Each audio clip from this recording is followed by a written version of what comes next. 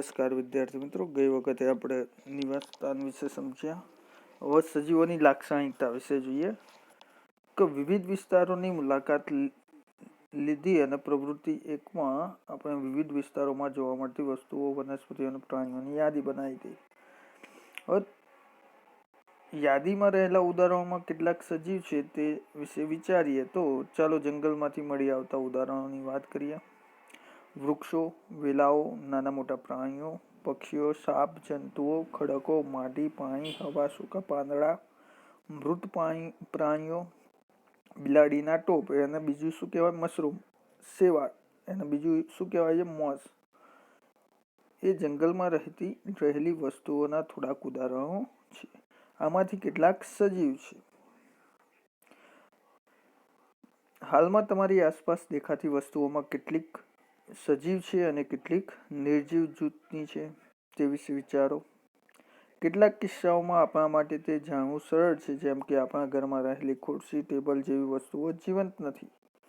Edward લીયર દ્વારા લખાયેલી કવિતા તદ્દન મૂર્ખતા ને પહેલી વાંચી રહી છે. અહીં એક કવિતાનો ભાવાનુવાદ આપેલો છે. એક કવિતા છે, કોને લખી છે? લીયર, એડવર્ડ લીયર દ્વારા લખાઈ છે. કે ટેબલે ખુરશીને કીધી એક વાત કે આની તને કાંઈ થોડી છે જાણ. ગરમીમાં તાપ કેરો છે બસ સંતાપ, ને પગના ચીરાની તો શું કરું વાત. થવું થોડી જો આપણે બે મારીએ લટાર, તો નાની મોટી કંઈક વાતો બે થાય. ખુલ્લી હવાની મળે મોંઘી સોગાદ, એમ ટેબલે માંડી વાત ખુરશી સંગાત. ખુરશીએ અકળાઈને વાળ્યો જવાબ, આપણા જેવાથી તો કેમે ચલાય. મૂરખ જેવું તું આમ શાને અકળાય. જાણે છે ડગલું નહીં એકે મંડાય, નિશાસો નાખી પછી ટેબલ ચિલ્લાય. કે કોશિશ કરવામાં શું તારું છે જાય. સરખા છે પાયા આપણ બેયની પાસ, શું કામ ના બે બે પગથી ચલાય. તો આ એક તદ્દન મૂર્ખતાની કવિતા લખી છે. શું ટાઇટલ છે? તદ્દન મૂર્ખતા. કોને લખી છે? એડવર્ડ લીયર દ્વારા લખાઈ છે. પહેલી અને બુજોને કવિતા ખૂબ જ હાસ્યાસ્પદ લાગી, કારણ કે તેઓ જાણે છે કે ખુરશી અને ટેબલ એ જીવંત નથી, કે તે વાત કરી શકે કે ચાલી શકે નહીં. ખુરશી, ટેબલ, પથ્થર કે સિક્કો સજીવ નથી. તે જ રીતે આપણે એ પણ જાણીએ છીએ કે આપણે તથા દુનિયાના તમામ લોકો સજીવ છે. આપણે આપણી આસપાસ એકદમ સજીવ હોય તેવા કૂતરા, બિલાડી, વાનરો, ખિસકોલીઓ, કીટકો તથા બીજા કેટલાય પ્રાણીઓ જોઈએ છીએ. કોઈ વસ્તુ સજીવ છે તે આપણે કઈ રીતે જાણી શકીએ? ઘણીવાર એ નક્કી કરવું અઘરું હોય છે. આપણને એવું કહેવામાં આવે છે કે વનસ્પતિ સજીવ છે, પરંતુ તેઓ કૂતરો કે કબૂતરની માફક હલનચલન કરતા દેખાતા નથી. જ્યારે બીજી બાજુ કોઈ ગાડી કે બસ હલનચલન કરે છે, પણ આપણે તેને નિર્જીવ જ ગણીએ છીએ. સમયની સાથે વનસ્પતિ અને પ્રાણીઓના કદમાં વધારો થાય છે, પણ તો પછી ઘણીવાર આકાશમાં રહેલા વાદળનું કદ પણ વધતું હોય એવું જણાય છે. શું એનો મતલબ એ થયો કે વાદળ સજીવ છે? શું સજીવો કોઈ સામાન્ય લક્ષણો ધરાવે છે કે જે તેને નિર્જીવથી અલગ બનાવે છે? તો આમાં સજીવ અને નિર્જીવ કઈ રીતના ઓળખવાની વાત છે કે સજીવ કોને કહેવાય અને નિર્જીવ કોને કહેવાય. કે સજીવ વૃદ્ધિ પણ કરતા હોય છે, હલનચલન પણ કરતા હોય છે. એ જ રીતના કહે છે કે વનસ્પતિનું પણ કદ વધતું હોય છે, પણ એ હલનચલન કરી શકતી નથી. જ્યારે વાદળ છે તો એ વૃદ્ધિ પામી શકે છે, હલનચલન પણ કરી શકે છે એક જગ્યાએથી, તો એ કેમ સજીવ નથી? તો એ વિશે સમજવાનું છે. તમે પોતે સજીવ હોવાનું એક અદ્ભુત ઉદાહરણ છો. તમારામાં એવું કયું લક્ષણ છે કે જે તમને નિર્જીવથી જુદા તારવે છે? તમારી નોંધપોથી આવા કેટલાક લક્ષણોની યાદી બનાવવાની છે. તમારી યાદી જુઓ તથા વનસ્પતિઓ અને પ્રાણીઓમાં પણ જોવા મળતા આ યાદીના લક્ષણો તેની સાથે સરખાવો. આમાંના કેટલાક લક્ષણો કદાચ બધા જ સજીવોમાં સામાન્ય રીતે જોવા મળે છે. તો પહેલું છે, શું બધા જ સજીવોને ખોરાકની જરૂર હોય છે? તો આપણે ભણી ગયા પહેલા અને બીજા પ્રકરણમાં કે બધા જ સજીવોને ખોરાકની જરૂરિયાત હોય છે અને તે આપણા માટે અને પ્રાણીઓ માટે કેટલું જરૂરી હોય છે. આપણે એ પણ શીખ્યા કે વનસ્પતિ પોતાનો ખોરાક પ્રકાશ સંશ્લેષણની ક્રિયા દ્વારા જાતે જ બનાવે છે. પ્રાણીઓ પોતાના ખોરાક માટે વનસ્પતિ અને પ્રાણીઓ ઉપર નિર્ભર હોય છે. ખોરાક દ્વારા સજીવોને વિકાસ થવા માટેની ઉર્જા મળે છે. સજીવોને આ ઉર્જાની જરૂરિયાત તેમની અંદર ચાલતી જૈવિક ક્રિયાઓ માટે જરૂર પડે છે. તો પહેલું તમે જોયું કે ખોરાક. બીજું છે બધા સજીવો વિકાસ દર્શાવે છે. 4 વર્ષ પહેલા તમારી પાસે જે કપડાં હતા તમને હજુ પણ ફિટિંગમાં આવે છે? તમને હવે તે થતા નથી, ખરું ને? આટલા વર્ષોમાં તમે વધુ ઊંચા થઈ ગયા છો. તમે ભલે એ અનુભવતા ન હો, પણ તમારો વિકાસ દરેક સમયે થતો હોય છે અને થોડા વર્ષોમાં તમે પુખ્ત બની જશો. તો તમે અહીં જોઈ શકો 9.10માં બાળક હતું પહેલા, પછી એ થોડું બેસતું થયું, પછી ઘૂંટણીએ ચાલતું, પછી ઊભું રહેતા શીખ્યું, દોડતા શીખ્યું અને પછી મોટા થઈ ગયા. તો પ્રાણીઓના બચ્ચા પણ પુખ્ત બને છે. તમે કૂતરાના ગલુડિયાને પુખ્ત થતા જોયા જ હશે. ઈંડામાંથી નીકળેલું પિલ્લું એટલે કે મરઘીનું બચ્ચું વિકાસ પામી મરઘી કે કૂકડો બને છે. વનસ્પતિઓ પણ વિકાસ થાય છે. તમારી આજુબાજુ જુઓ અને ચોક્કસ પ્રકારની વનસ્પતિનું અવલોકન કરવું. કેટલીક ખૂબ જ નાની અને બાળછોડ જેવી છે, જ્યારે કેટલીક વિકસિત છે. તેઓ દરેક વિકાસના વિવિધ તબક્કામાં હોઈ શકે છે. એ વનસ્પતિઓને થોડા દિવસ કે અઠવાડિયા બાદ જુઓ. તમે નોંધશો કે તેમાંથી કેટલીક કદમાં વધી ગઈ છે. દરેક સજીવમાં વિકાસ એ એક સામાન્ય બાબત છે. તો પહેલું શું હતું? ખોરાક, કે દરેક સજીવને ખોરાકની જરૂર હોય. બીજું છે એનો વિકાસ થતો હોય. અને ત્રીજી વસ્તુ છે શ્વસન. શું આપણે શ્વાસ લીધા વગર જીવી શકીએ? જ્યારે આપણે શ્વાસ લઈએ છીએ ત્યારે બહારની હવા શરીરની અંદર દાખલ થાય છે. જ્યારે આપણે શ્વાસ બહાર કાઢીએ છીએ ત્યારે આપણા શરીરની અંદરની હવા બહાર નીકળે છે, જેને આપણે શું કહીએ છીએ? શ્વાસોશ્વાસ. તો શ્વાસોશ્વાસ એ શ્વસન ક્રિયાનો એક ભાગ છે. શ્વસનમાં આપણે શ્વાસમાં લીધેલા હવામાંના થોડાક ઓક્સિજનનો ઉપયોગ આપણું શરીર કરે છે.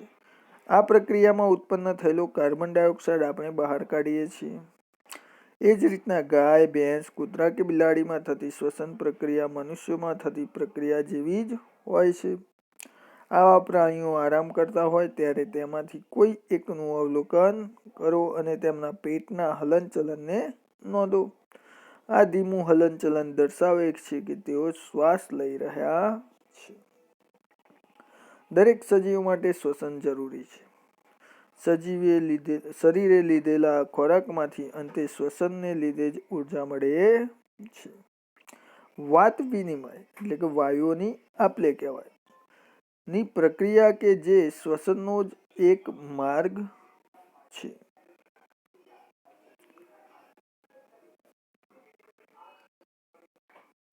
તેની પદ્ધતિ કેટલાક પ્રાણીઓમાં જુદી હોઈ શકે છે. ઉદાહરણ તરીકે અળસિયા. તો અળસિયા શું કરે? તેમની ચામડી દ્વારા શ્વસન કરે છે. માછલી તો ચૂઈ વડે પાણીમાં ઓગળેલો ઓક્સિજન લે છે.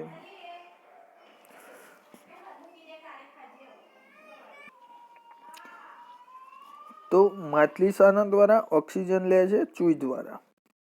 બીજું આપણે દેડકા વિશે જોઈએ તો દેડકા એ ચામડી દ્વારા પણ અને નાક દ્વારા પણ શ્વસન કરતા હોય છે.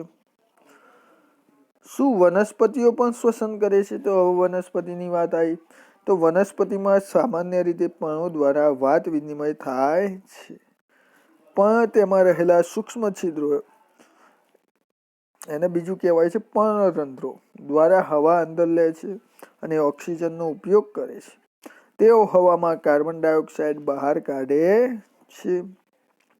આપણે શીખ્યા છીએ કે સૂર્યપ્રકાશની હાજરીમાં વનસ્પતિ હવામાંના કાર્બન ડાયોક્સાઇડનો ઉપયોગ કરી તેનો ખોરાક બનાવે છે અને ઓક્સિજન બહાર કાઢે છે.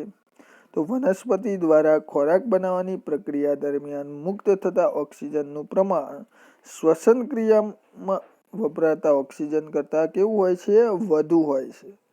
વનસ્પતિ તેમનો ખોરાક ફક્ત દિવસના સમયે બનાવે છે, જ્યારે તેમનામાં દિવસ રાત શ્વસન થાય છે.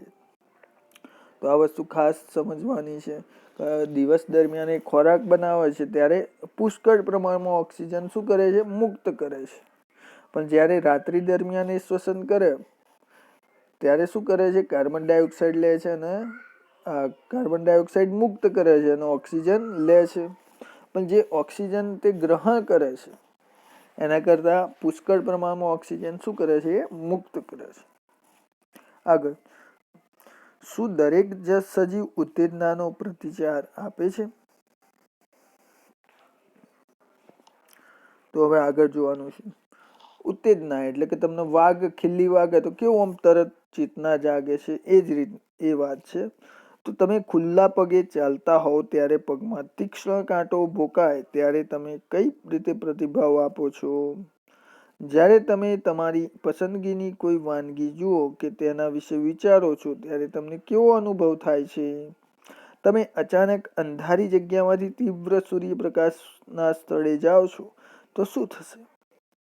તો હકીકતમાં આસપાસના તેજસ્વી પ્રકાશ સાથે અનુકૂળ ના થાય ત્યાં સુધી તમારી આંખો આપમેળે તે જ ઘડીએ બંધ થઈ જાય છે.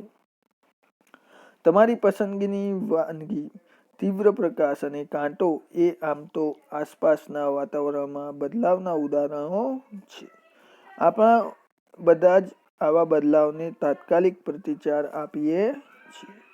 આપણી આસપાસના એવા બદલાવ જે આપણને તેમના તરફ પ્રતિચાર આપવા પ્રેરે છે તેને ઉત્તેજના કહે છે. તો આ વ્યાખ્યા પૂછાય છે. ઉત્તેજના એટલે શું? તો આપણી આસપાસ એવા બદલાવ જે આપણને તેમના તરફ પ્રતિચાર આપવા પ્રેરે છે તેને ઉત્તેજના કહે છે. શું બીજા પ્રાણીઓ પણ ઉત્તેજનાનો પ્રતિચાર આપે છે? જ્યારે પ્રાણીઓને ખોરાક આપવામાં આવે ત્યારે તેમના વર્તનનું અવલોકન કરો. શું ખોરાકને જોતા જ તેમને અચાનક જ કાર્યશીલ થતા તમે જોયા છે? જ્યારે તમે કોઈ પક્ષી તરફ જાઓ છો ત્યારે તે શું કરે છે? જ્યારે તેજસ્વી પ્રકાશને જંગલી પ્રાણીઓ તેવી જ રીતે પ્રાણીઓ પર ફેંકવામાં આવે છે ત્યારે તેઓ દૂર ભાગી જાય છે. તેવી જ રીતે જો રસોડાની લાઇટને રાત્રિ દરમિયાન ચાલુ કરવામાં આવે તો વંદાઓ તેમની છુપાવાની જગ્યાઓ તરફ ભાગવાનું શરૂ કરી દે છે. શું તમે પ્રાણીઓની ઉત્તેજના અંગે પ્રતિચાર આપવાના અન્ય કેટલાક ઉદાહરણો આપી શકો? તો તમારે બીજા કોઈ ઉદાહરણ હોય તો તમે લખી શકો છો. જેમ કે બિલાડી હોય તો તમે પાછળ દોડો તો બિલાડી શું કરે છે? પ્રતિચાર આપે છે અને ભાગી જાય છે. એ જ રીતના કૂતરા આગળ તમે દંડી લઈને જાઓ તો કૂતરું શું કરશે? ભાગી જશે. તો એ પ્રતિચાર કહેવાય. શું વનસ્પતિ પણ ઉત્તેજનાને પ્રતિચાર આપે છે? તો કેટલીક વનસ્પતિના પુષ્પ માત્ર રાતે જ ખીલે છે. કેટલીક વનસ્પતિમાં સૂર્યાસ્ત થતા પુષ્પ બંધ થઈ જાય છે.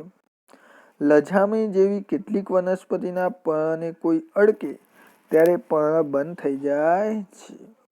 તો આસપાસમાં ના વાતાવરણમાં બદલાવ થતા જ વનસ્પતિ તેને આપેલા પ્રતિચારના આ કેટલાક ઉદાહરણો છે. તો તમારા પરીક્ષામાં પૂછાય તો આ રીતના તમે જવાબ લખી શકો કે વનસ્પતિના ઉત્તેજનાના પ્રતિચાર જણાવો. તો આ તમે 3-4 ઉદાહરણ લખી શકો છો. નેક્સ્ટ વિડીયોમાં આપણે પ્રવૃત્તિ 4 જોઈશું.